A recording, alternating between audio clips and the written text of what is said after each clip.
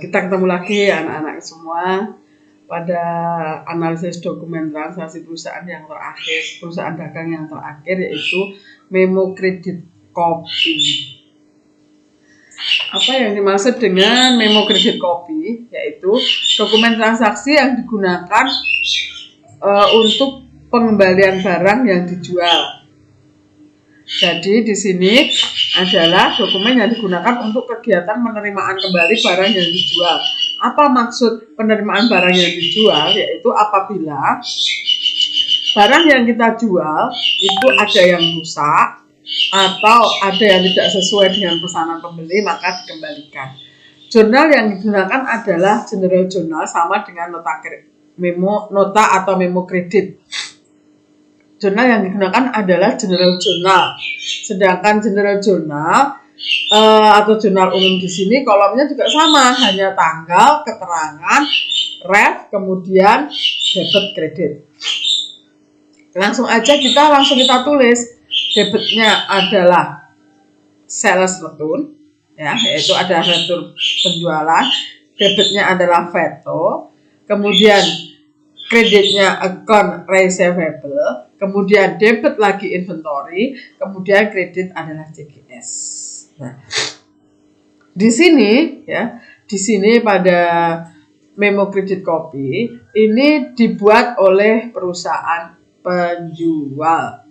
Ya, jadi perusahaan penjual menerima kembali barang yang dijualnya, berarti inventorinya bertambah.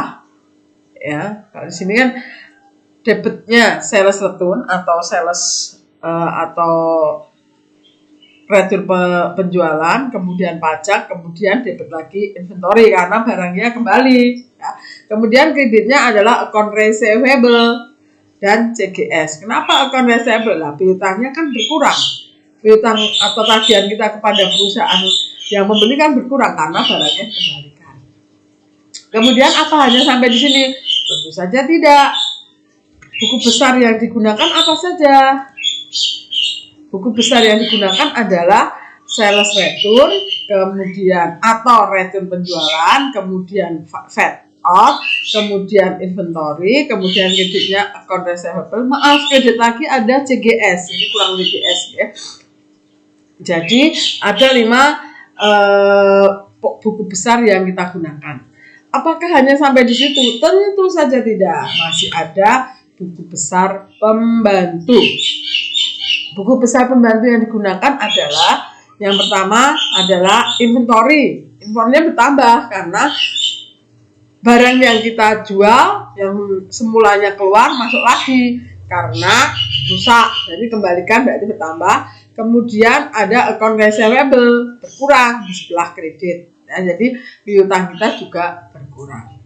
Nah, jadi hanya sampai di situ anak-anak.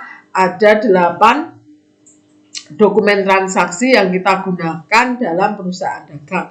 Untuk dokumen transaksi yang berikutnya tidak ada, biasanya hanya jurnal penyesuaian. Jurnal penyesuaian akan kita berikan nanti pada saat kita mau masuk ke mengerjakan kegiatan menyusun laporan keuangan ya.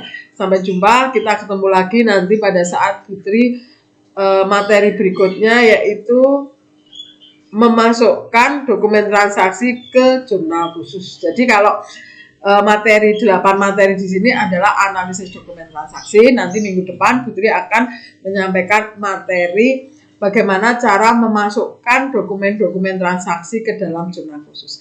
Terima kasih, sampai jumpa, salam sehat. Janganlah bosan-bosan kalian untuk belajar sendiri, dan janganlah bosan-bosan kalian untuk mencari literatur atau buku-buku panduan yang ada di Mbah Google, ya. Karena kita tentu saja masih PJJ, karena kondisi dan situasi yang tidak memungkinkan kalian untuk bertatap muka dengan guru kalian.